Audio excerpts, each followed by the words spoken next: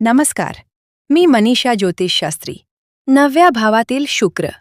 9वा भाव हा ज्योतिषशास्त्रात धर्म, कर्तव्य, संस्कार, गुरु आणि जीवनातील योग्य मार्ग दर्शवणारा अत्यंत महत्त्वाचा भाव आहे. दुसरीकडे शुक्र हा प्रेम, सौंदर्य, संबंध आणि सहकार्य यांचा कारक ग्रह आहे. त्यामुळे जेव्हा शुक्र 9व्या भावात येतो तेव्हा तो व्यक्तीच्या जीवनातील मूल्य, नातेसंबंध आणि नैतिकता या सर्व गोष्टींवर खोल प्रभाव टाकतो. या स्थितीचा अभ्यास आपण मुख्यतः 3 महत्त्वाच्या अंगांनी करू शकतो: कर्तव्य, संबंध आणि सद्गुण.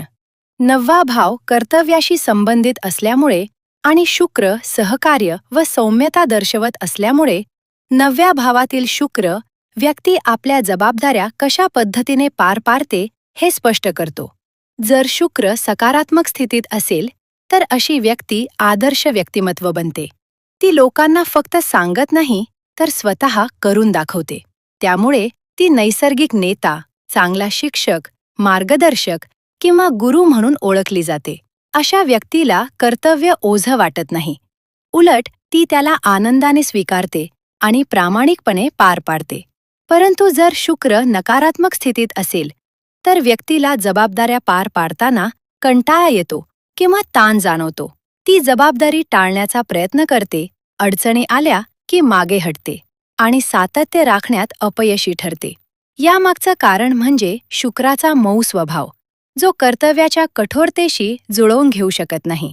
9वा भाव हा कुटुंब, विशेषतः आईवडील, गुरु आणि वडीलधारी मंडळी यांच्याशी संबंधित असतो. तर शुक्र प्रेम आणि नातेसंबंध दर्शवतो. त्यामुळे 9व्या भावातील शुक्र व्यक्ती नात्यांमध्ये कशी वागते आणि किती प्रामाणिकपणे संबंध जपते हे दर्शवतो.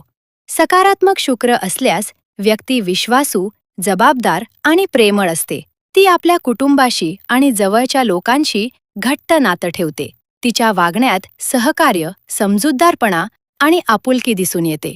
अशी व्यक्ती तुझं सुख म्हणजे माझं सुख या भावनेने नातेसंबंध निभावते.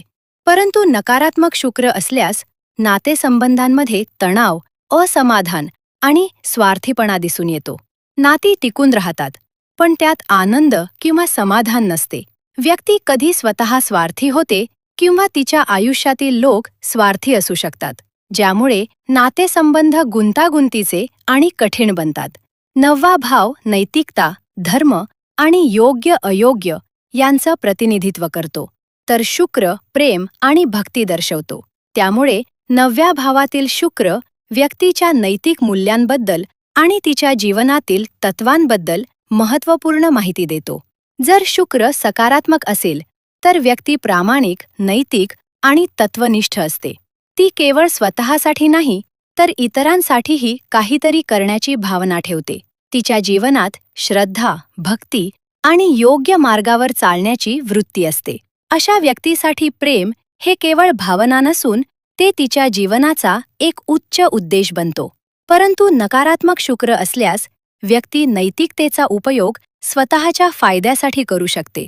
ती बाहेरून चांगुलपणा दाखवते, पण प्रत्यक्षात तसा आचरण करत नाही. म्हणजेच खऱ्या अर्थाने सद्गुण नसून फक्त त्याचा दिखावा केला जातो. या सर्व गोष्टी लक्षात घेतल्या तर एक महत्त्वाची गोष्ट समजते की कोणतीही व्यक्ती पूर्णपणे चांगली किंवा पूर्णपणे वाईट नसते. प्रत्येकजण या दोन्ही टोकांच्या मध्ये कुठेतरी असतो. त्यामुळे प्रत्येकाच्या आयुष्यात काही गुण सकारात्मक असतात तर काही सुधारण्याची गरज असते. राशी. शुक्र कोणत्या राशीत आहे यावर त्याची ताकद ठरते. भाव. 9वा भाव सामान्यतः शुभ असल्यामुळे शुक्र इथे चांगले परिणाम देतो. स्वामित्व. शुक्र कोणत्या घरांचा स्वामी आहे यावरही त्याचे परिणाम बदलतात. 9व्या भावातील शुक्र आपल्याला एक महत्त्वाचा प्रश्न विचारतो. तुम्ही जे मूल्य सांगता ते खरोखर तुमच्या आयुष्यात जगता का? जर उत्तर होय असेल तर व्यक्ती आदर्श, प्रेमळ आणि नैतिक बनते. जर उत्तर नाही असेल तर ती जबाबदाऱ्या टाळणारी, नात्यांमध्ये अडचणी निर्माण करणारी आणि नैतिकतेचा दिखावा करणारी बनू शकते.